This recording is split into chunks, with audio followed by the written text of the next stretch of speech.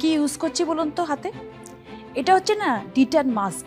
ডিটান মাস্কটা প্যাকের মতন কিন্তু এটা একদমই পিল অফ করতে হবে না। মানে আমাদের তো দুটো মাস্ক, একটা হচ্ছে চারকোল মাস্ক, একটা হচ্ছে ডিটান মাস্ক।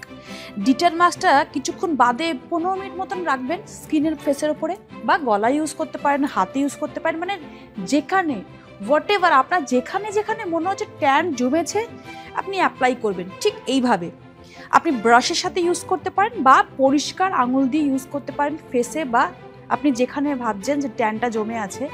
বেনিফিটসগুলো এবার আপনাকে বলি।